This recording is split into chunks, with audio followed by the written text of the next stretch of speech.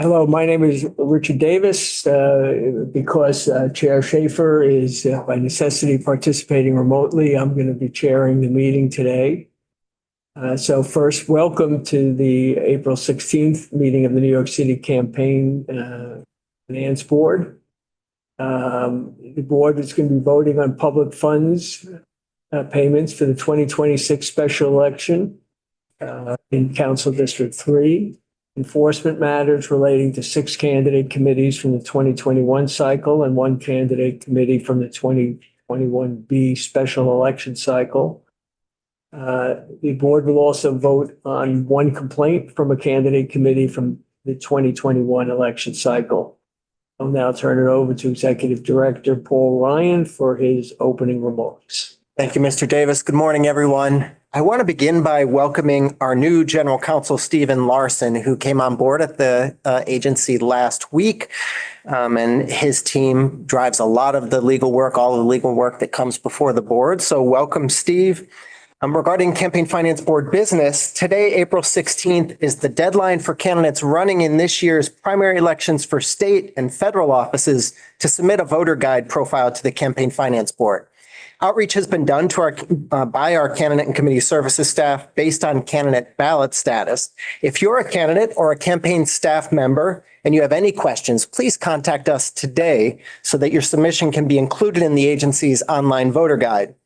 Tomorrow, April 17th, is the 11-day pre-election deadline to submit disclosure statement number 2 for the 2026 special election in Council District 3. Early voting in this special election begins this Saturday, April 18th, and Tuesday, April 28th is special election day. Tomorrow's disclosure filing will be followed by a final pre-election public funds payment on April 23rd for that special election. Our website provides candidate disclosure information as well as disclosure of independent expenditures under the Follow the Money tab, and special election voting details can be found at nycvotes.org. Back to you, Mr. Davis. So we're first going to go to the public funds determinations.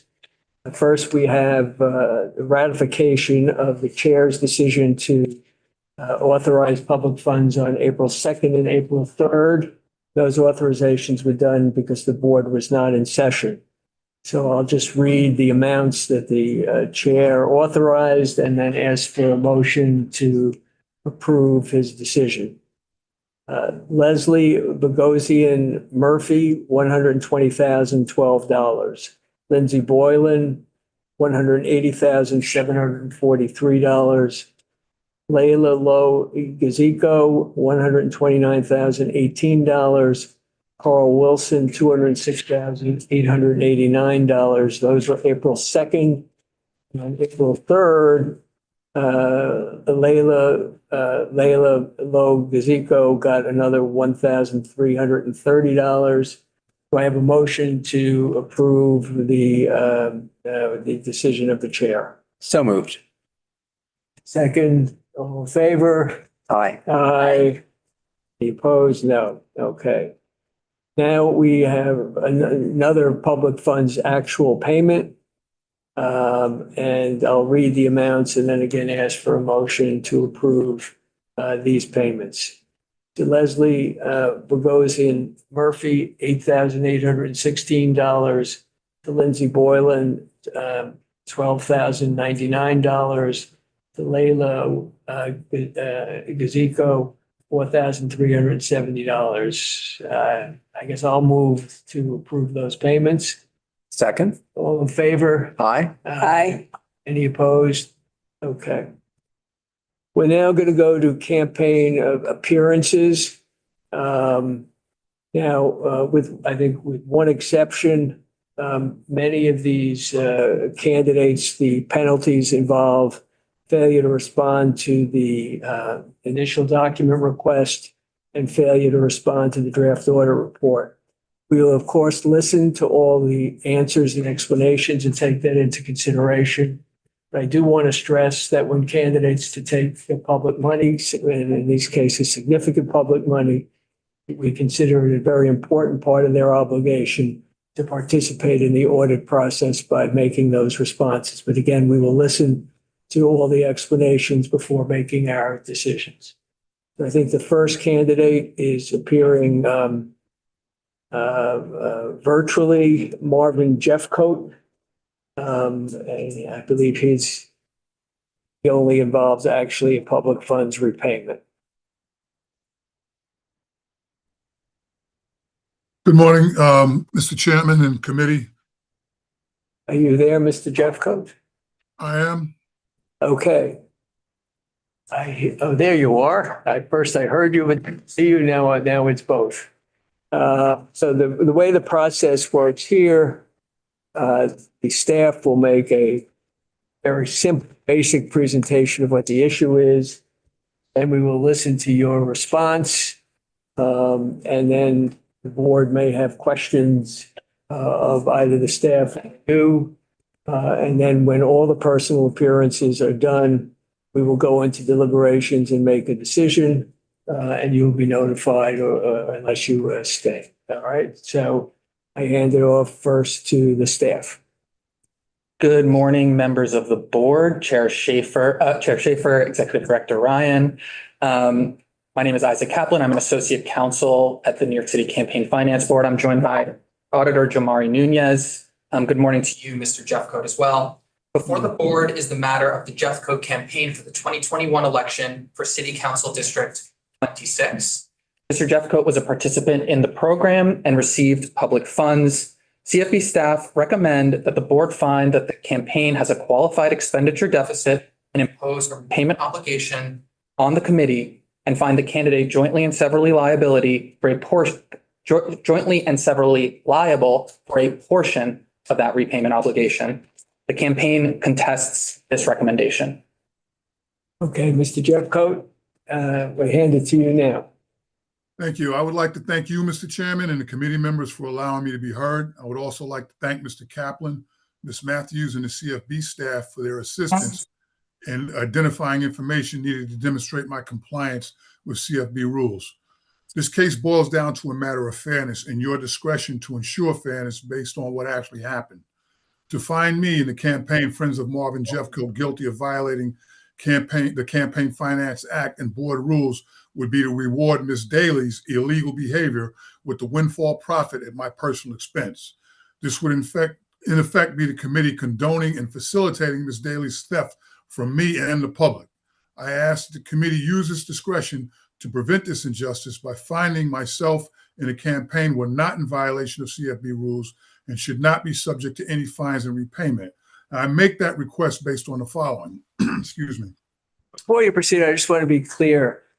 You're not being penalized. That's correct. The issue is whether there was adequate documentation to support the expenditures that used where the public funds were involved. So I just, from a personal matter, it's not a question of you being penalized. It's a question of whether you've adequately provided supporting documentation. But now continue. I just wanted to make it clear. Thanks for the clarification. And I think I'll be able to clarify what actually happened to show that I made every effort. First, the absolute demand that I be held liable for all actions undertaken by parties hired by the campaign, regardless of facts and circumstances, in exchange for permission to exercise the fundamental right to participate in the political process, is an unconscionable term of adhesion in violation of my civil rights. It lacks the presumption of innocence as well, a presumption which is fundamental to American jurisprudence. There's no evidence that I failed to cure a violation, engaged in willful or negligent acts or omissions, failed to adopt required policies, and most importantly, no evidence that I acted with the intent to violate CFB rules. Second, under the theory of joint and several liability in New York State, when one tortfeasor is less than 50% responsible for an act, the tribunal has the authority to proportion fault below 50% down to zero. Ms. Daly acted independent of the campaign and for her own benefit without my knowledge, while actively thwarting my ability to supervise her. Because Ms. Daly is solely responsible for any alleged violations, I ask that the board use its discretion to absolve me of any responsibility under New York's concept of joint and several liability. I did not act in concert with Ms. Daly, and any fault attributed to me would be much less than 50% because I made every effort to safeguard campaign funds and documents and was thwarted by Ms. Daly when I tried to make reports and maintain accountability. I would cite to New York City Administrative Code Section 10-1006 and New York Civil Procedure Regulations Section 1601. Third, Third, under the theory of respondeat superior in New York State, an employer is not liable for actions of a consultant or employee when their acts and omissions were not foreseeable, outside the scope and authority of employment, not done in furtherance of the employer or for the employer's benefit. Ms. Daly's acts and omissions were not foreseeable. They were outside the scope and authority of her employment and not done in furtherance of the campaign or myself. In fact, they were done in direct opposition to explicit directions given by me and were taken wholly for personal reasons unrelated to her job as the campaign's treasurer, nor did her acts and omissions benefit me or the campaign. Ms. Daly acted outside the scope of her duties and thwarted my ability and right to exercise oversight and control. Her actions were neither ordinary nor a normal, natural incident or attribute of the act of serving as a campaign's treasurer. In fact, she acted as an independent contractor, independent of the campaign's supervision and control, as opposed to being an employee of the campaign.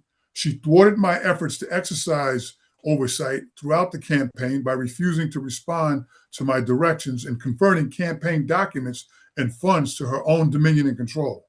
I respectfully ask the board use its discretion to find me not responsible for the violations under New York's doctrine of respondeat superior, and that would include the responsibility for repayment, which I understand should be done. I would cite to NX v. Cabrini, Judith M. v. Sisters of Charity, Riviere v. Waldron, Suriani v. State of New York, and Galloway v. State of New York. There are also some key facts which the board's recommendations fail to understand. My controls were not inadequate. They were thwarted by Ms. Daly's, who, by the way, refused to honor the committee's request for her appearance. The board misinterpreted my statement. Your actions resulted in the campaign not being able to exercise internal controls and provide the appropriate transparency required by law to mean I failed to exercise control, as opposed to Ms. Daly deliberately thwarting my ability to control by refusing to comply with my directives and instructions. While Ms. Daly refused to memorialize her agreement with the campaign, she ratified the contract by accepting payments, or I should more accurately state, by taking payments and attending training outlining her duties, so she knew she had prior knowledge of what she was responsible for. I directed her to add me to the campaign's checking account at the beginning of the campaign. This would be a source of contention during numerous attempts at mediation throughout the campaign. She would refuse, and then she would agree and fail to appear at the bank, citing health issues while I'm there waiting, taking time off from work. She's not there. The statement, the election is 3 weeks away, there should be a surge in closing contributions. You don't want anything to interfere with that, was not made by me. But it does show the coercion Ms. Daly and her partner, Mr. Alcantara, used against me, such as not providing access to the campaign's website and withholding documents and receipts needed for filing disclosure statements. I felt trapped by them. I continued to demand and try to negotiate for access to the documents so that I could have Ms. Calderon assist me with disclosure statements. But Ms. Daly never provided them and never performed her duty to file them.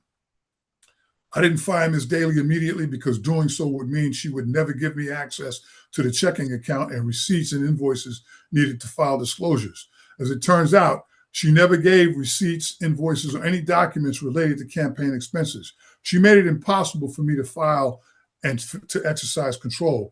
So we filed based on the information available to us, but that's all we could do. It was impossible to give an accurate accounting because she withheld that stuff intentionally. While the canceled checks may not meet the letter of the law, they meet the intent of the law, which was to show the expenditures were made for legitimate campaign purposes, with the exception of those deliberately concealed from the candidate. And I would add that there was a final expenditure after the campaign for the closing thank you party to contributors and constituents. There was a mistake on my part, cumbia sobar. I don't speak Spanish. I misunderstood that to be one of the ads we took out, but that was actually for food catered to that event. And that venue was known as Rico's Peruvian restaurant.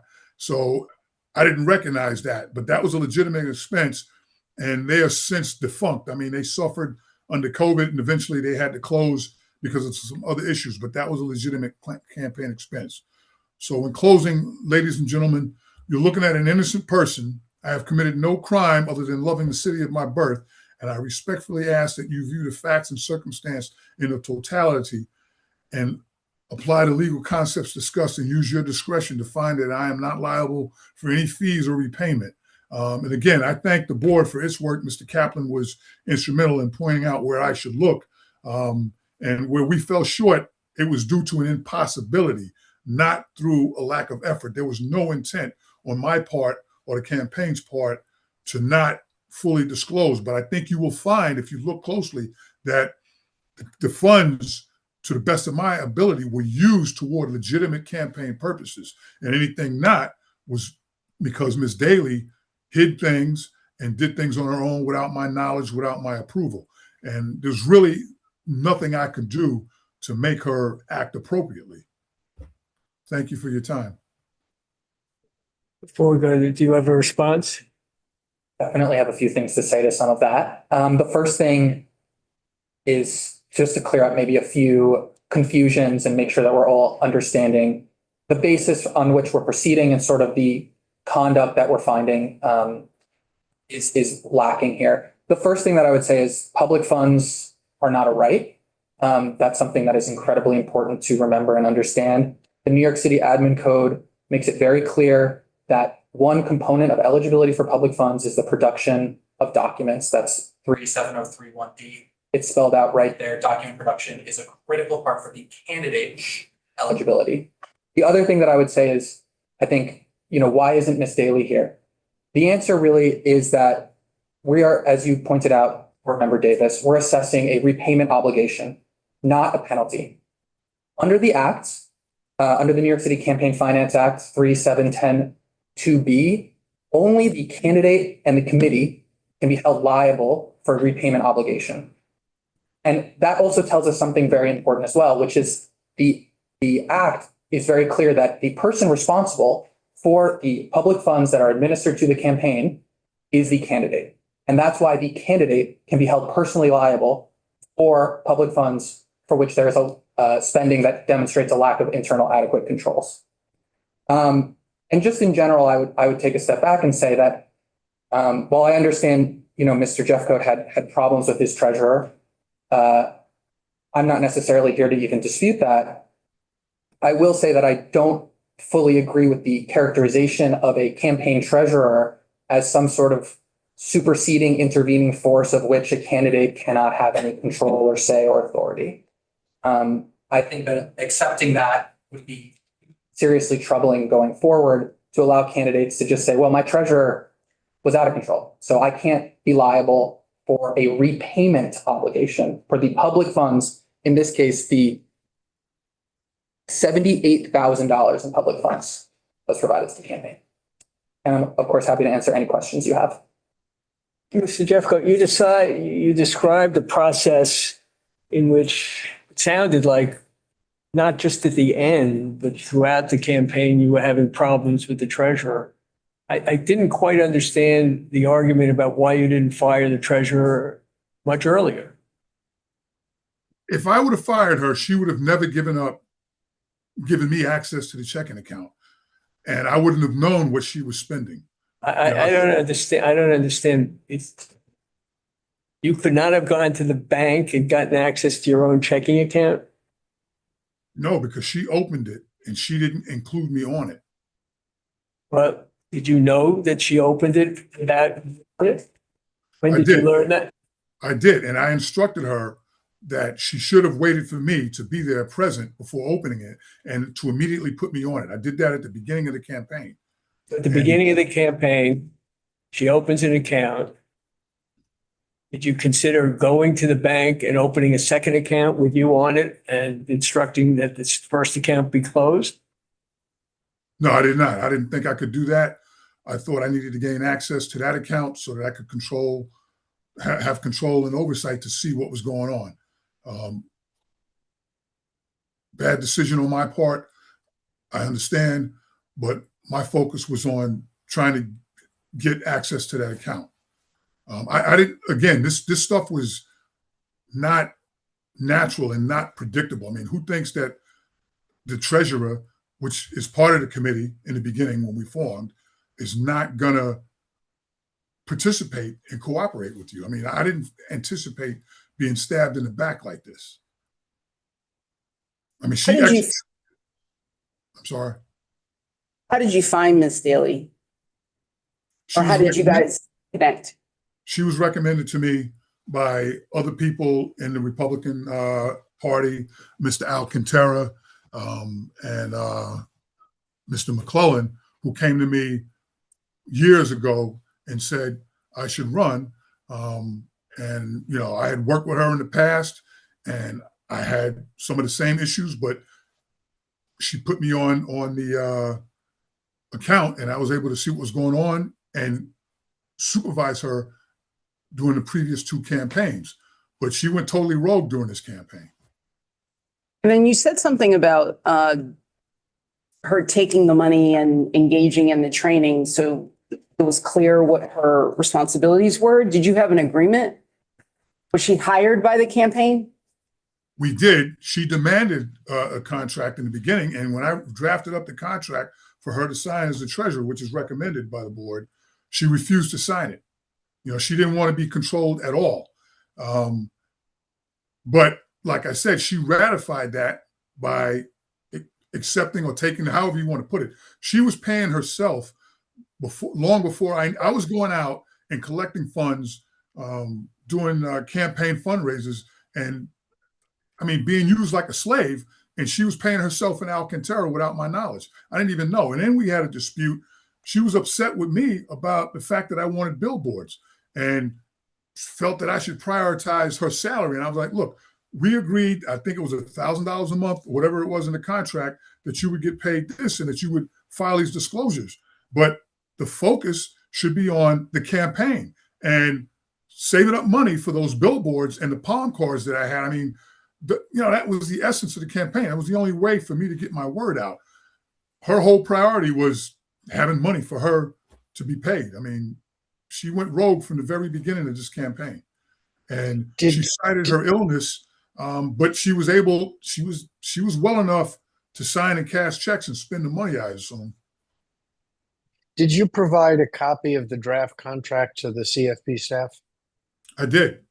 And I provided it to Ms. Daly, which she refused to sign. I also provided them a copy of a letter I sent her, and we discussed each one of those points at mediation with Mr. Grant Lally in his office in Long Island. You know, he suggested that I not send a letter out because it was worded too strong. She was kind of fickle if you gave constructive criticism, but I felt it needed to be. And so I sent the letter out, and we had that discussion of those points in his office. And was this mediation? I'm sorry. Finish. I'm sorry. Grant Lally is an attorney out in Long Island. He gave advice to the campaign and was paid for it. We did that mediation out in his office.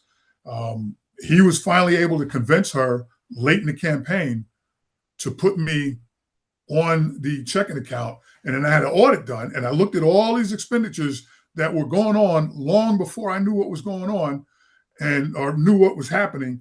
I'm out there working a job, going to law school, and raising a family. And I don't want to use foul language, but I work like a slave to draw money into the campaign for legitimate purposes. And she's taking it and refusing to be accountable. I mean, I don't know what else I could have done. I mean, obviously you made a suggestion of closing. I didn't think of closing out the account and opening up another one. I didn't know that I would be able to, but I guess that would have limited the amount of funds going into that one. But the reality of things is, and I don't want to get racial, I'm a 6'2", 220-pound Black male. She's a white female. I mean, if I got any more, I won't say aggressive, but strong in my delivery with my directives to her, it could have been taken as offensive. And I've had to suffer that all my life that I have to be cognizant of who I'm dealing with and self-aware in the room so that I don't come across as overly intimidating. I tried to work with her. I tried to understand her excuse that she had an illness, but I think she used that. I'm not a doctor, but I kind of doubt that she was sick. And in the end, she uses it and she thumbs her finger at the board, the committee refusing to appear and explain her actions of why she thwarted my ability to supervise and manage the campaign. I mean, it's Mr. not. Jeffco, I just want to go back to the contract that you say that she refused to sign. Why did you, and you also mentioned that you had had some previous experience with her where some of these issues had already appeared. So why did you make the decision to proceed? You know, you already acknowledged that the contract was recommended if you were going to go forward with hiring a treasurer. Why did you proceed from that moment on with someone that you already knew was problematic? Because her being problematic escalated. In the past, she had filed late. You know, she didn't want to give me access, but she agreed to in past campaigns. So I had access to the checking account. I could see what was going on. I could question things. She made last minute filings and I got on her about that. She assured me that she wouldn't file late again. So, you know, I thought that all was amended and that moving forward, she would behave appropriately. But I'm talking about at the very beginning of the campaign, when you're the candidate, you need to secure a treasurer before you can proceed, right? Before you can start taking public funds. And so at that moment, you gave her a contract to sign for services in support of the campaign. She, according to you, she refused to sign. And so when I'm asking you that moment before anything else happened, why did you proceed with an individual that refused to agree and be bound by the terms of the contract that you set forth? She agreed to the contract and then refused to go through with it at a later point. We had already formed the campaign. She had already opened up the checking account and I submitted to her. I asked her several times, when are you going to send me a signed copy? And she refused to sign it. And I didn't know of anyone else. If I knew of someone else, I would have chosen someone else.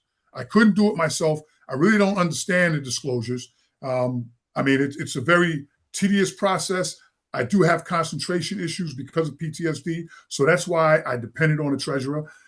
At a later point, Ms. Calderon came in and working backwards. She tried to help clear up things.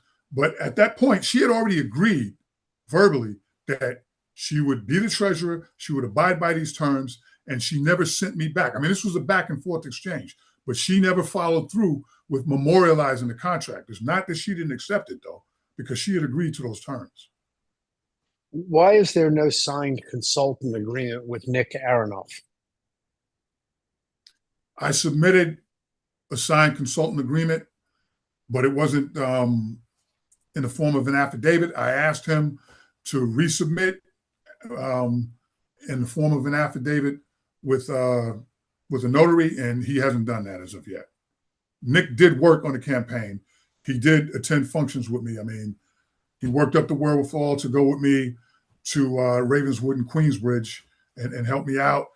He got me an endorsement from John Burnett from Newsmax. So he did perform the duties that he said he would. I have some questions for council, if I may. Short questions, just to clarify. Are there any penalties being proposed in this case? No. So we're just talking about the repayment of the repayment of taxpayer funds that were used and for which there is inadequate documentation.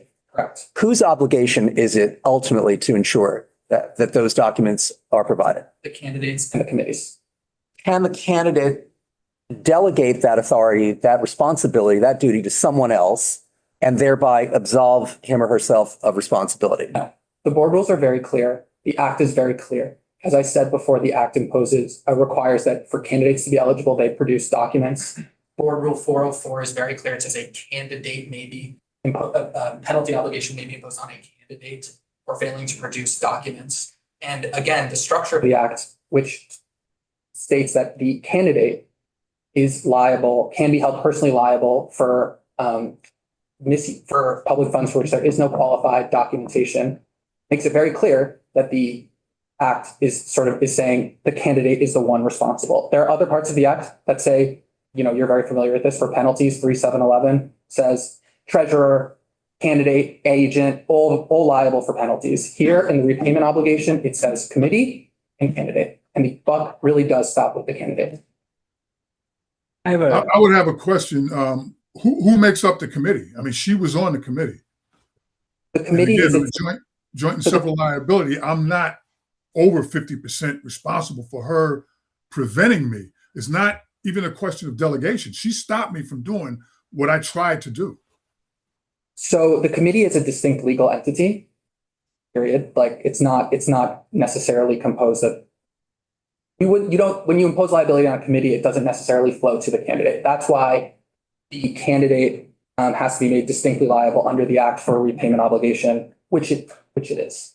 Some of the principles of respondeat superior for joint and several liability under the CPLR, these are for common law claims arising for things like, a UPS driver hit me, can I sue UPS? This is not what the territory that we're in. We are in an administrative proceeding to determine whether there are public funds were spent on qualified expenditures, and that is simply a question for the committee and the candidate. I have a sort of a technical question on the Nick Aronoff. I'm a little confused. It says $7,000 and it has two components. This expenditure could be qualified through a signed contemporaneous contract or an affirmation from the consultant. Mm-hmm. And then the neck below, it says in response to the enforcement notice, the campaign submitted an unsigned contract. Right. Are those two distinct elements? So, But break that down. I don't quite follow that. certainly. So if you're looking at the board memo, Exhibit 7 is the unsigned contract. And essentially, when we got the notice response, a huge number of documents were sort of submitted together, and it wasn't necessarily clear which materials were responsive to which expenditures. So when we looked at this, there are some Exhibit 7, it says consultant agreement. There are some responsibilities on here that might have led me to believe that this was Aronoff's, but it might also have been, and I'm believing from this conversation, that this was for the treasurer.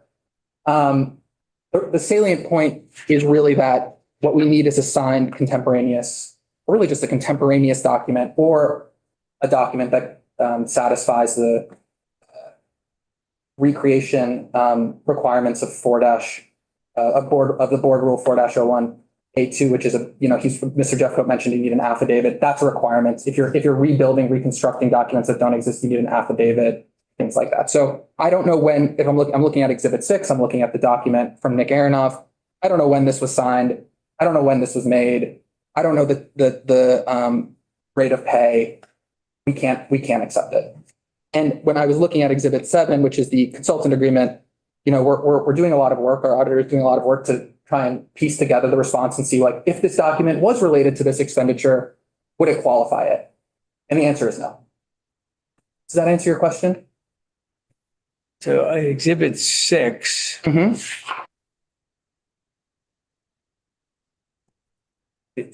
This is just Aronoff just describing his responsibilities. Right. I don't know when this was made. I don't know. There's a signature. I guess that's Nick Aronoff's. It's not totally clear to me. There's no Like my signature. no judgment. There's no rate of pay, so we can't accept this as demonstrating that All right. Nick Aronoff I got expenditure is I qualified. understand the position.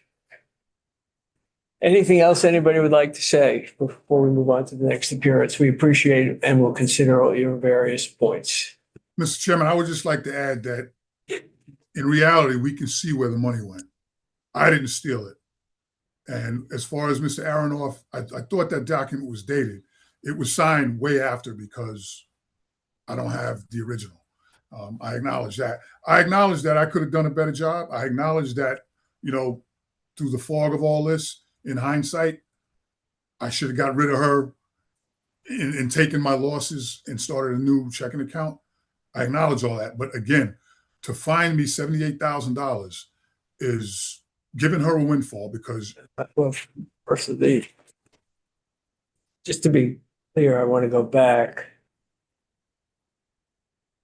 It's not, I mean, Not a fine. it's a law, it's, well, no, it's a large amount, but it's not 70, it's 44. I'm not diminishing the significance of 44, but I thought you just said that it was 70 some odd thousand. Just the repayment that is being asked for by the staff is $44,413.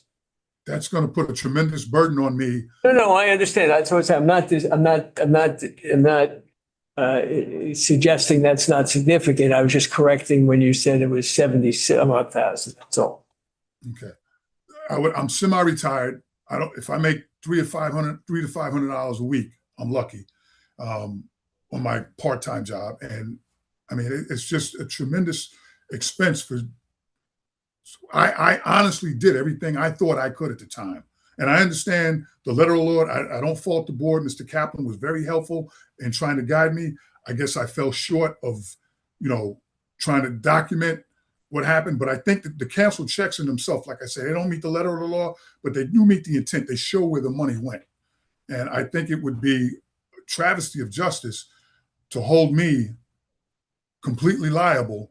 I would ask the board, if you can't see your way clear of absolving me of the repayment, that you reduce my liability substantially. I mean, $44,000 out of a retiree's income is tremendous. It's a tremendous burden. And I made all the good faith efforts. All right. Thank you very much, Mr. Jeffcoat. We will take all your arguments into consideration, let me assure you. All right, the next person appearance is Yu Lin, who I believe is also appearing virtually. I have one more question. Do I need to stay on, or I'll be emailed your decision? We can, yeah, you don't have to stay on. We will not, you'll be notified of the decision. Okay. You'll hear from me by email, Mr. Jeffcoat. Thank you. And thank you again, Mr. Kaplan.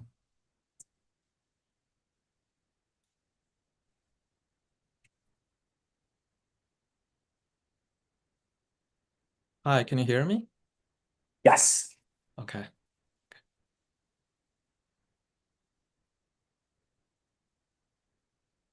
I'll wait for the instruction to proceed. Thank you. Okay, so just to once again describe the procedure is that the staff will essentially just outline what the issues are, then we'll hand it off to you to give whatever explanations or arguments you'd like to make. There may or may not be questions from the board to you and or to the staff. So once again, Mr. Kaplan. Adam, you're going to be hearing me say good morning quite a few times today, but good morning, Chair Schaefer, members of the board, and of course to you, Mr. Lin, and Executive Director Ryan as well. My name is Isaac Kaplan. I'm an associate counsel at the New York City Campaign Finance Board. I'm joined today with Eric Gong, a CFB auditor who worked on this campaign. Before the board today is the matter of the Lin campaign in the 2021 election for City Council District 38. Mr. Lin was a participant in the program and received public funds. CFB staff recommends that the board find that the campaign committed two violations. First, conversion, and second, failing to respond to the initial documentation request. The campaign contests these recommendations.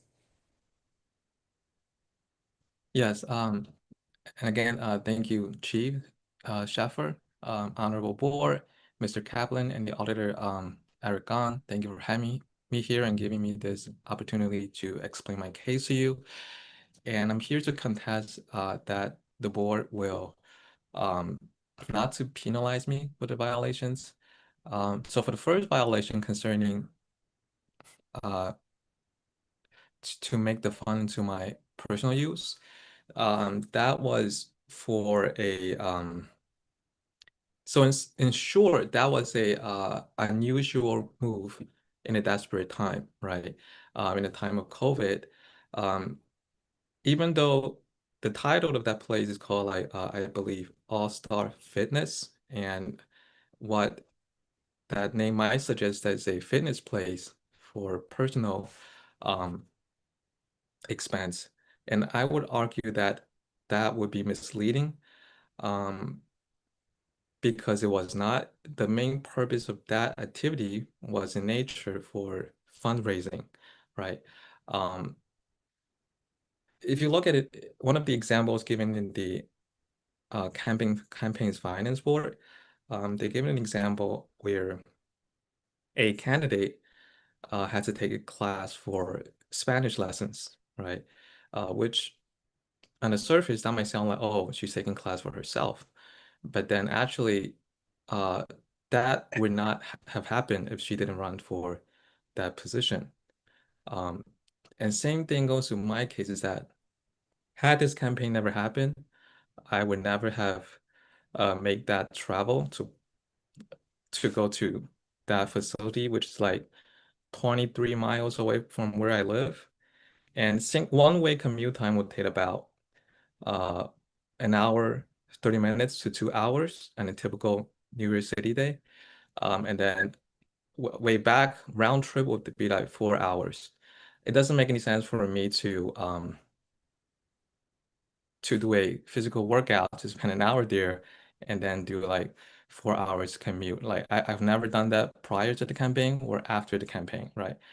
If someone were to pay me today and say, here, I bought you this lesson, why don't you go there? I'm not gonna go because it's just out of my way for a personal workout to take 2 hours there and then 2 hours back. It doesn't make any sense, if you will.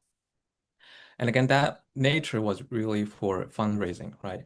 In a desperate time of COVID, where most of the facilities were closed, and one of the facilities that was legally allowed to host was fitness center. So I asked the owner there if you will we would use your facility for fundraising purposes, and they agree, which again normally they wouldn't do. But in that unusual circumstances, they were also desperate to take any offer they had to keep the place going. And I was desperate to take any offer available, which any candidate like me would do for fundraising, which is one of the most crucial process in campaigning. So that was for the first violation. For So second violation, you paid the fitness club for a rental fee? and the service basically is like a package fee for the service. It wasn't like What's the specifically service? fundraising.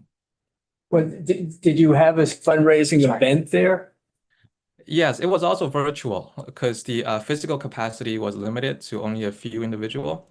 So we had like that according to the COVID guideline, with public distance, and we do like a Zoom meeting like this for fundraising. But So you Other hired than- the fitness club as a fundraising consultant? Yes, unusual move in a desperate time. I'm still a little confused. Uh-huh. You're saying that you had a fundraising event, but it was really virtual. If it I was was there physically. Yeah. I know you were there, but if it's virtual, why did you have to be at the physical fitness as opposed to sitting in your home 2 hours away? In other words, I don't understand if it's Okay. virtual, why did you have to spend $10,000 to go to a physical fitness facility? Yeah, even though most of the donors were on virtual, but like few of the gatherers, if you will, like organizers, we had to be there in a physical place.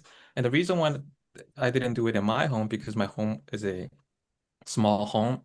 And at the time, I had a newborn second child who was more vulnerable to COVID. So my family would not feel comfortable to have outsiders into our family.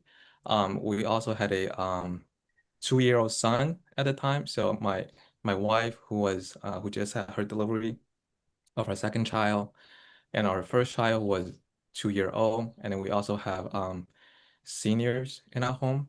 So we weren't comfortable of hosting the event in our house. And the only place that I could find that was legally to open was fitness clubs, according to the government's guidance. How many times were you physically present at that fitness club? I was there about 4 times. And were all of For the those for service. fun? Yeah, Were all of those for fundraising events or opportunities? that's correct. Yes. I have Before we a go, question. I have a Okay. question for our staff. And let's take a slightly different example. Assume that a candidate wishes to either campaign or fundraise at an event sponsored by a club or a church or any other institution, but it requires an entrance fee or a donation or dues of some sort in order to get in to be present at that fundraising or campaign opportunity. Is the amount that the candidate spends in order to take advantage of that opportunity considered a campaign expense, or would that also be viewed as a conversion for private use? It's an excellent question because it gets to how the city council, when structuring the Campaign Finance Act, wanted this kind of expenditure to be treated and when it should be treated as conversion. So conversion, as codified in the administrative code, comes from section 3-702, 3-702-21B. And that sets forth all of the different, what constitutes conversion. And one of the specific ground for conversion is dues, fees, or other expenditures to recreational facility or non-political organization, except for those for a specific fundraising event. So to answer your question, where those dues or fees are paid to a church or whatever as part of a specific fundraising event, those would not be conversion. And the act is incredibly clear on this. There may be hard cases, the Spanish class, whatever it might be. This case is governed squarely by the literal text of the act and what constitutes conversion. We have not heard anything about this. This is the first time, despite numerous opportunities to respond, that we're hearing there were specific events. We've not heard that before. This was initially reported as in the campaign's reporting as for physical therapy, and you have the campaign's responses in the board packet, and you can see what the campaign said. And I agree with you, Board Member Davis. The amount of money here is staggering. $10,000. I mean, even Equinox would not charge that much money. This is a lot of money. Sure. Over what time frame? $10,000 over what time frame?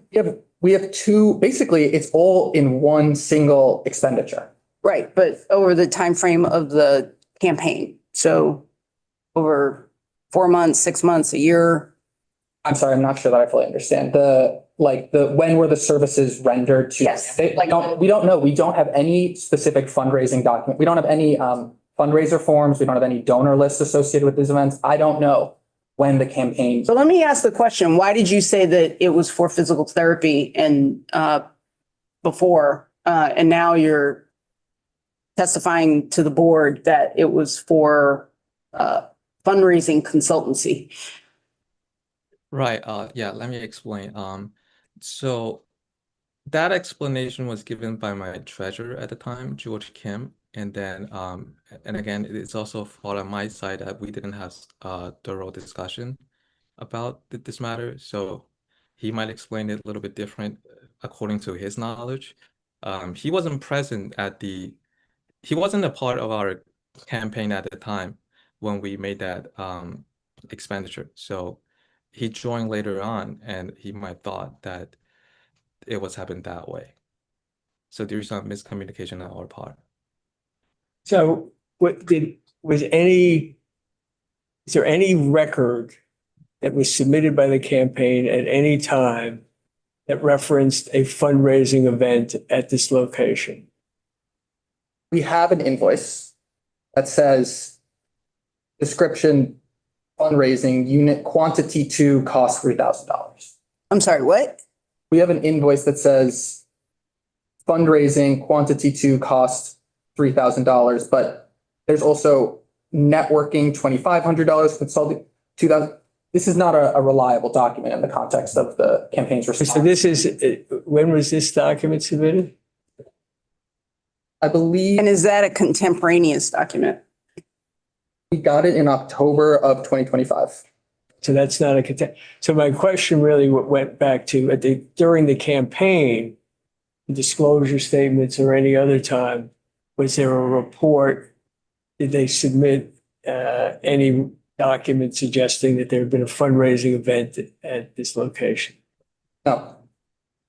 So the campaign's original statement was the candidate was advised by the anchor of a prominent Chinese radio station to join the fitness center to access prominent Chinese leaders.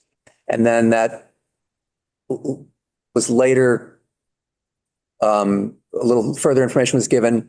The candidate's membership was to further general fundraising by facilitating conversations that could lead to contributions. So it may well be that the only reason to join that health club was to help the campaign. That said, there's an explicit statutory prohibition for using campaign money in that way. You can't join a health club to help you find contributions, make connections, network, have conversations with leaders. Unfortunately, there's an explicit prohibition of that, as much as it may well be in furtherance of the campaign. So let me, is there anything anybody else would like to say about this violation before we go on to the next one, which is the failure to respond to the IDR and the draft order report? Okay, why don't you go then to the next, anything you want to say about the failure to respond to the IDR and the draft order?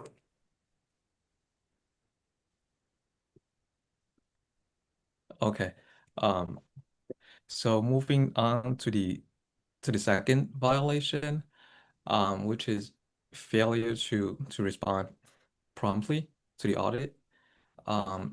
So that was due to my treasurer, George Kim, which at the end of the primary election cycle, I asked him if he can do this job to the final filing with documentations, and he accepted the job.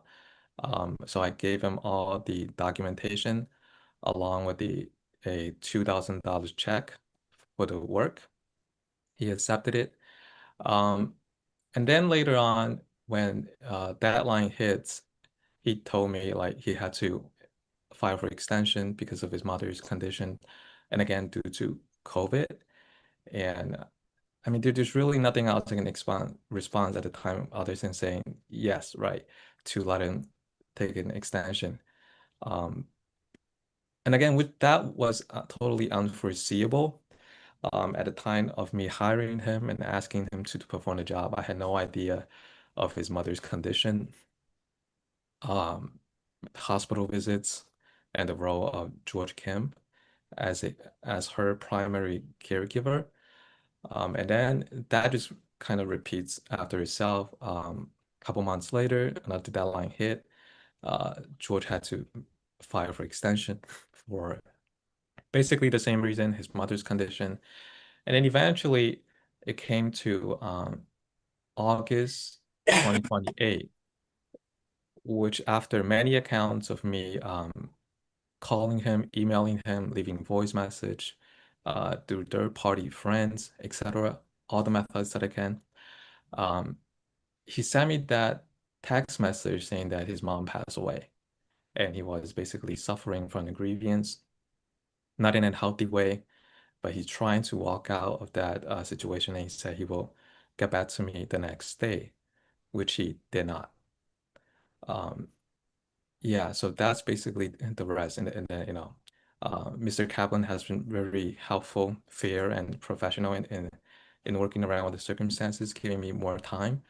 I had to, try harder to reach out to him, and eventually I think he mailed it. He mailed the documentation to my place, but never show up in person. Yeah. So, and again, that was unforeseeable in hindsight. Mr. George Kim was a decent person. He was definitely qualified for the job, and I would recommend the board take consideration of this extraordinary situation, which again, it was unforeseeable. Not to penalize me, Mr. George Kim, for the.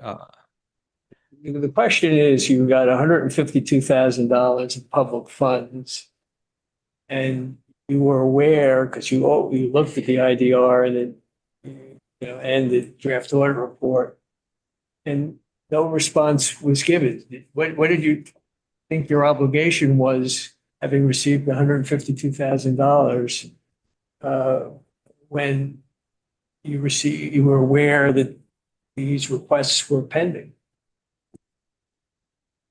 Right. I mean, at the time, I did not, because out of my conscience, right? I spent all of the money to the services for the furtherance of the campaign. I mean, even with that that situation where I give to the fitness club, that might be, disputed. Out of my pure conscience, I had no fear about the audit. Therefore, I wasn't that much of in a worry. I thought, all of the expense has go out by check, and therefore it was traceable. And we have all the documentations there. It's just at George Kim's, and I had faith in him as a decent person that eventually, initially, after a couple of hospital visits, that he can get back and just finish up the work. I thought this could take maybe like a couple days to finish at most.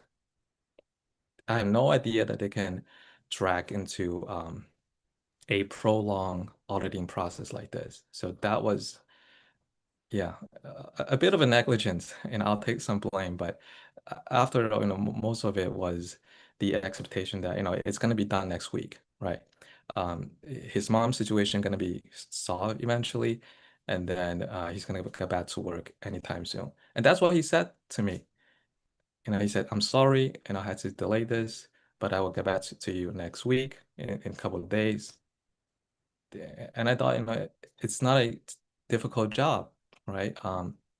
Just upload the forms you have, and that's it. He had all the bank statements, the documents, all of the info. Anybody have anything else they would like to say?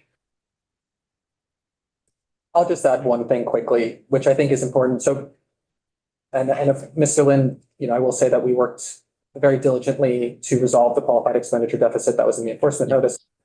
I do want to recognize that, of course. The penalty guidelines recommending today, in response to the IDR, do not presume any sort of bad faith. They don't presume any sort of intent to do anything nefarious or to know the obligations and violate them. There even is, under the penalty guidelines, section D1, which governs conversion, a modifier for willfulness, which we're not asking for today. And I just want to make it very clear that all of these recommended penalties presume that these were not willful and purposeful violations of our act, but nevertheless, they are violations. Anything else? Okay, thank you.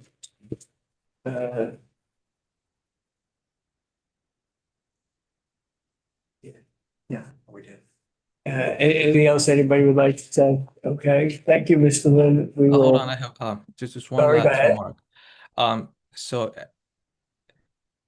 in the end, if the board still finds that I'm liable to the penalty, I would ask you to give me a longer time to pay it back, because of my circumstances.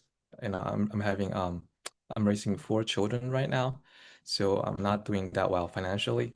If the board do find me liable to the penalty, I'll ask the board give me a longer time frame to repay that. Yeah, thank you very much.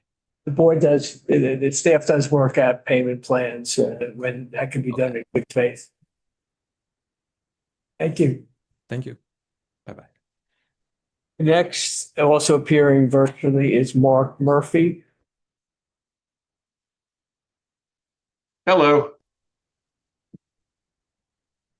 Hello. How is everybody today?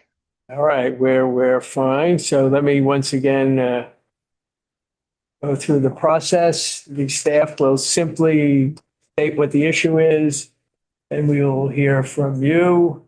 Then there'll be any questions. And then after we're done, the board will go into deliberate. After all the public appearances on the board will go into deliberations. So why don't we begin with you once again? All right. It is still morning. I think when Shayna appears next, she might be saying good afternoon, but I'll say good morning, Chair Schaefer, members of the board, Mr. Murphy. My name is Isaac Kaplan. I'm an associate counsel with the Campaign Finance Board, and I'm joined today with Wei Chen Mo, the auditor on this campaign. And of course, good morning to you, Mr. Murphy. Before the board is the matter of the Murphy campaign in the 2021 election for Staten Island Borough President. Mr. Murphy was a participant in the program and received public funds. CFB staff recommend that the board impose a penalty and by finding that the campaign failed to respond to the initial documentation request. The campaign, specifically Mr. Murphy, is contesting this recommended violation. As you're aware from the board packet, the treasurer, who was also sent a notice, is not appearing or contesting. Mr. Murphy, off to you. What would you like Thank to you. say? And let me just say thank you to the entire New York City Campaign Finance Board. Also, Mr. Kaplan, thank you so much for being as responsive as you have been in all of our email communications. You've been great. Look, I assume that all of you have worked on or run for office or worked on a campaign at one time in your life. I don't know if you've worked on CFB campaigns, but they are a little bit different. The borough president race in 2021 was a very long and arduous task for me. It was a wonderful experience to be able to communicate with the people of Staten Island and New York City and try to make Staten Island a better place after many, many years of leadership that my Republican friends continue to have. But look, we did our best. I did see that the complaint against me is for failure to file paperwork at a certain period of time. We did have a significant problem with our campaign finance chairperson on this campaign, our treasurer, Fabiola Portillo. In the beginning, she came recommended from a consultant that we had hired who had had success in Staten Island, somebody who does many, many races in New York City, this North Shore Strategy Group. So we made an assumption that she was going to be somebody that could do the job. We found out as the campaign progressed that they were unreliable, that they were uncommunicative, that they would disappear for periods of time and then come back suddenly and actually get it done. And again, you know better than I know, because I've only run one of these, how difficult it is to get all of the paperwork in place, everything ready to get a filing done so that we can actually get our matching money and then communicate to the people. The issue here really stems from when the campaign was over. I know today you have my good friend, a city councilwoman, who won a race that year, but they are able to continue to have a staff and keep raising money or keep staff in place to do their audits and so forth. And we didn't have that luxury. We unfortunately lost. And we had prepared, and I thought Fabiola had prepared to do the final paperwork at the end and close out this campaign a number of years ago. When that did not happen, we communicated with her, and I sent a variety of exhibits to you, just showing, did you do this? Would you please do this? We got this information from CFB, no response. We would go through this, and then suddenly we'd get a response. Sure, I'll handle it. Nothing got done. We ultimately got to the point where we were in violation, and at that point, my wife, who's here with me, we both went through this campaign together, and I really should be more thanking her for helping me with my audits and making sure we got this done, because we can't support a $10,000 fine. Again, like I listened to many of these people before, I'm not an established candidate that can just go out and raise money again. I got 2 kids in college and an autistic son in a private school, and we're doing our best. But that's not what the conversation here is. The conversation is that once we realized this had to be done, that Fabiola was not going to do it, we, in a professional and workmanlike manner, hired an accountant in Staten Island that had CFB experience, who couldn't work for me during the campaign because they were working for one of the primary opponents that I was running against. But they did, and we got it done. Again, I think within 30 or 60 days from the moment we knew that we had this issue, we got it done, we got it turned in, and I think we left it at that. We did see that Ms. Portillo sent a note with a variety of different excuses, saying that she would help us raise money again. I have no intention of raising money for a campaign from 5 years ago. The donors and the people of Staten Island deserve better than that. And again, I probably, again, at this point, I think we did everything we could in the short period of time. As soon as we realized we weren't going to get anywhere with our campaign finance chair or to the treasurer to just get it done, and we did. I look to the board and just ask that the committee use its discretion when determining this fine and the circumstances surrounding it. I thank you all again for the service that you give this great city, for your great and in-depth knowledge into campaigns and how difficult they really are, into all of the nuances that are imposed upon us. We take city dollars, we take taxpayer dollars, and I hold that with great humility. At this time, I don't think I need to say anymore. Again, it's a missed date. We did get all the stuff in. It's not a waste, fraud, or abuse issue. It's just unfortunately, and I understand there are rules, and we missed that one date. So I want to just say thank you again, and that's where I'm leaving my opening statement. Just so we're clear, my understanding of the facts is that on the initial document request, there were 15 extensions for 457 days. That was not responded to. The DAR was then issued in February 24, and that's when you did get somebody and got a couple of extensions and responded within the 68 or whatever, the 2 months roughly you said. I just wanted table set to make sure we're understanding that those. Yes, you are that. All the facts. You are correct, and we did send as an addendum to the paperwork to Mr. Kaplan a number of the attempts at correspondence with the treasurer, which just went again. We notated all of them where they refused to respond, did not respond, and then suddenly would say, "Okay, I'll get it done." And again, we lived by this during the campaign. You don't change votes midstream. We did what we could to try to motivate them to get that information to you.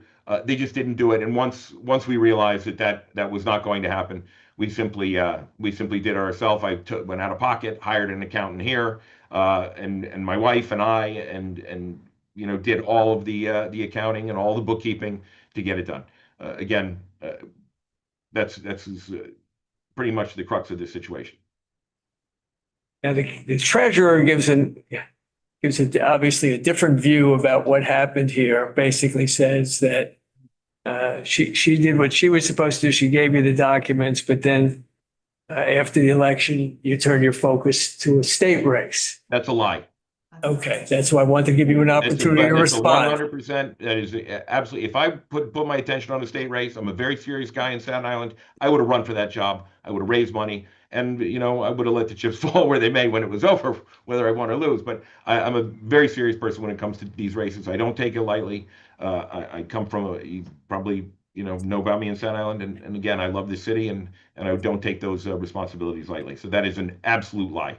So you didn't run for the state office? No. Anybody else have anything they want to ask or any questions? Any and again, if I could just make one other comment, the Sure. other notations in Fabiola's letter to you, all of those I sent responses to as addendums, where they did not respond, where we tried. They're saying they couldn't get in touch with us, but you can always get in touch with me. I'll keep it brief. Just a couple things. The first thing really is the default rule for the assessment of penalties is that the treasurer and the candidate will be held jointly and severally liable. I've obviously reviewed the documents provided by Mr. Murphy regarding his treasurer. In my opinion and the recommendation of CFB staff, frequent, repeated, non-responded to emails and messages to a treasurer should indicate really that there is a serious danger that there could be something missed and that there should be a lot of attention paid to whether the IDR is indeed filed.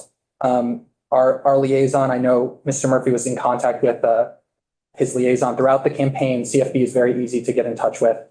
And again, I know the board is aware of this and Mr. Murphy may be as well, but the IDR is not a small little document.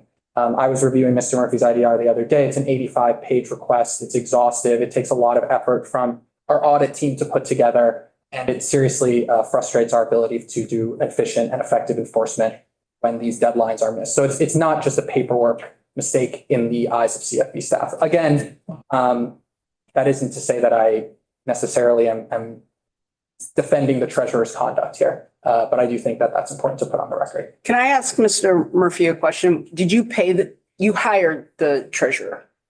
During the campaign, yes, and we had a contract signed, everything was sent. And how much did you pay the treasurer? Oh, I don't know.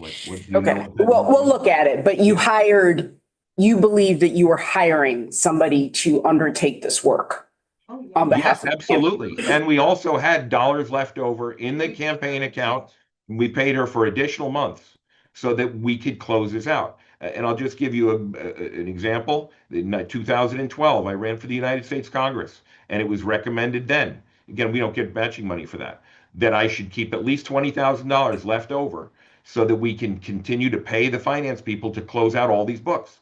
I'm not going to walk into this so that I have a $10,000 or $20,000 deficit at the end of a campaign, whether we win or lose. It just is not how I conduct business. So we did pay her. She was paid to do the work beyond the campaign for a very short period of time. But again, we'd lost the election. It was over. We could get it done, and she did not do it. Very good. Thank you. Any other? Thank you very much, Mr. Murphy. And we will go after, I think we have one more appearance, and then we'll go into deliberations and we'll let you know how we come in. Thank you again, everybody. I really appreciate all of your help today. Keep up the good work. Now, I believe we have in person, Mr. Marte.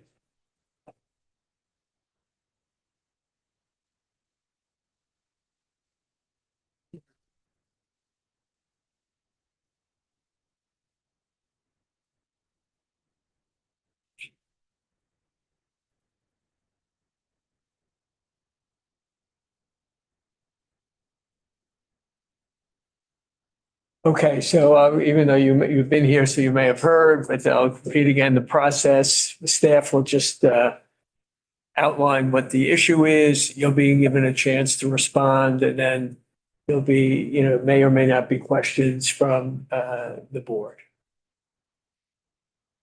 Good morning, Chair Schaefer, members of the board, Executive Director Ryan, Mr. Marte. My name is Shana Iden. I'm an attorney for the CFB. I'm joined again by Eric Gong, a CFB auditor. Before the board is a matter of the Marte campaign and the 2021 Democratic primary election for City Council District 34. Andy Marte was a participant in the program and received public funds. CFB staff recommends the board find that the campaign committed the following violation: failing to respond to the initial documentation request. The campaign contests this recommendation. Good morning, all. Thank you for having me here. I want to thank Ms. Ida for all her communication with us. It's an incredible process. I think the only the reason I contested it, I think there was some confusion on my part with submitting documents via C-Smart versus submitting something through email, which caused the You speak up just a little bit. yes, which caused the delay of the documentation. Originally, there was an issue with I think our bank account had charged two folks that we paid on election day. They charged them twice, and I couldn't figure out how to provide documentation for that. So that you'll see for the IDR, there were a bunch of extensions that were granted.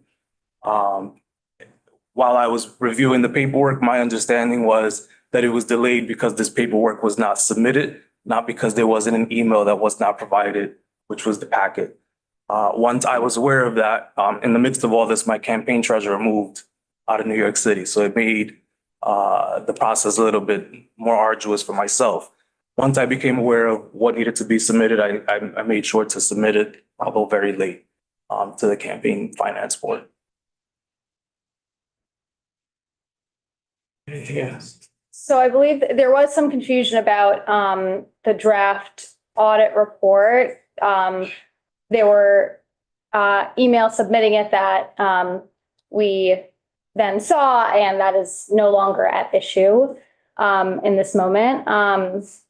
But just to say that, it is in the penalty guidelines, the 2021 penalty guidelines, that if a campaign has not responded to the IDR at the time that the DAR is issued, it will be considered a failure to respond to the IDR. And that is not just because we need deadlines for the sake of deadlines, but because CFB staff works very hard at putting these requests together. And the DAR is meant to be in response to what was sent in the IDR. And so the IDR does not have the same value when it is submitted at the same time as in this instance as the DAR. Can I ask you a question?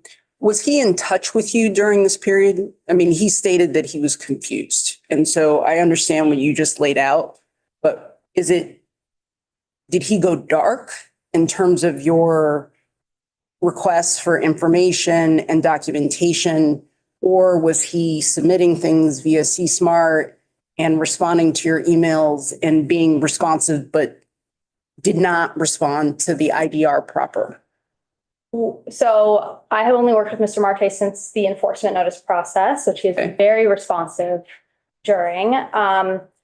So I can't speak to all of the communication that happened before, but what I will say is that we are able to see when campaigns open requests. And so we have it in our system that the campaign requested IDR extensions in 2022, but did not open the message with it until July 18th, 2023. So what does that mean? Sorry, if you can give me the inference that you're drawing from that. Just that the campaign saw the IDR, did not open the IDR, at least from our internal system, until a year after it was. But they saw that I'm just making it clear, they saw that it had been sent, but didn't open it. Yes. So earlier they saw that it had been sent, but didn't open it till whatever the year later or whatever the time. And was the year later when they had received the enforcement notice? No. The timeline is the IDR was sent in July 2022. The IDR was opened July 2023. The DAR was issued in October 2023. And in December 2023, I'm forgetting the exact date, the IDR and the DAR were sent together in an email. So and then there was ultimately a response to the DAR. Correct. And I just mentioned that I was in communication mostly with Honda during this process, who was my my liaison, my campaign Candidate liaison? Correct. And I think once we got the paperwork, I think that's where the confusion came from. We were just submitting stuff directly on CSmart. That's why we didn't open the communication on the website. It was just, Let me ask you a question. Information is submitted on CSmart during the campaign. Are you saying that after the IDR unit was issued, you submitted things on CSmart? Yes, I think once we opened the IDR, my understanding is that there was documentation that was not provided that was asked as proof for that expenditure. And I believe that was then submitted again through CSmart as in our understanding and compliance of the IDR. I guess to avoid confusion for me anyway, after the IDR was issued and before the DAR was issued, between those two dates, was anything submitted by a C-Smart? Do we know? That's information I might be able to get, but I don't have in front of me at this moment. I think if anything was submitted, it was in response to the IDR. So it was proof of, we submitted something, but it was not enough proof, so we added it to CSMAR. I think that was my, In response to the draft audit report? That's what I'm trying to figure out. If anything was. I think we just need to have the answer to the question of were there submissions to C-Smart post After- IDR. post IDR, right? Because he's saying that he was confused. So the question is around non-responsiveness or a mistake? And were there, understanding that C-Smart is the primarily submission vehicle during campaigns, is it an actual mistake of how he was submitting the information, and he was trying to submit and be responsive to CFB requests after the IDR was submitted? But they can look at that. That's just a question that we have. But we understand, I don't want to take over from Rich, but I think we understand what your testimony is here. Appreciate it. Thank you. Any other things anybody wants to say? Thank you very much. Thank you for the opportunity. I think now we have a motion to go into deliberations. So moved. So move second. Second. Yes. All in favor? Aye. We will go into deliberations.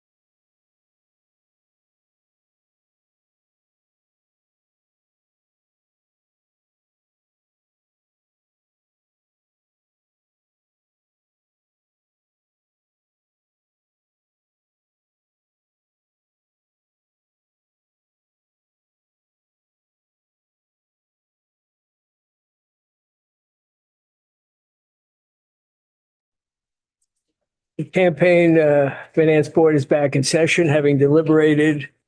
First, I'm going to announce that we are going to defer action on the Marvin Jeff Coat repayment to another meeting. And then I'm going to make a motion that the board make the following findings, penalties, and in one case, a repayment obligation. Waiting for, What? waiting for Chair Schaefer. Oh. We deferred. Is Chair Schaefer joining the session? Oh, we're waiting to see before I proceed whether the chair, whether Chair Schaefer is rejoining remotely.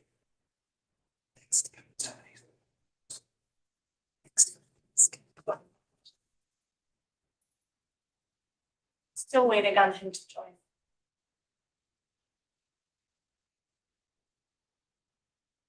Texting.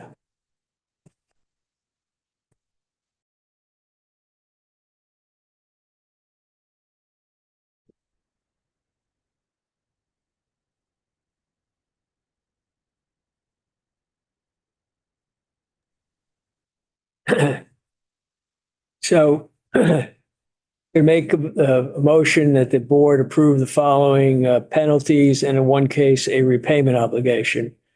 Michelle Caruso Cabrera accepting an overlimit contribution, $10,000. Yu Lin converting campaign funds to personal use, $10,000. Failing to respond to the IDR and the draft audit report, $10,000. And Andy Marte failing to respond to the additional document request, $2,500. Mark Murphy failing to respond to the initial document request, $10,000, $5,000 allocated to the treasurer, $5,000 allocated to the campaign and to the candidate. Jermaine Smith failing to respond to the initial document request, $2,973, and a public funds repayment obligation of $600.74. Sean Rux failing to respond to the IDR and the draft order report, $2,500. Do I have a second? Second. All in favor? Aye. Aye. Motion carries. Then we have a complaint from 2021 against the Yu Lin campaign. We have a motion to dismiss that complaint as moot in light of the penalty already allocated. So moved. Second, all in favor? Aye. Aye. Complaint is dismissed. Now can I have a vote to go into executive session to discuss pending litigation and other matters? We'll not be taking other formal action. I so move. Second. All in favor? Aye. Aye. And the meeting is concluded.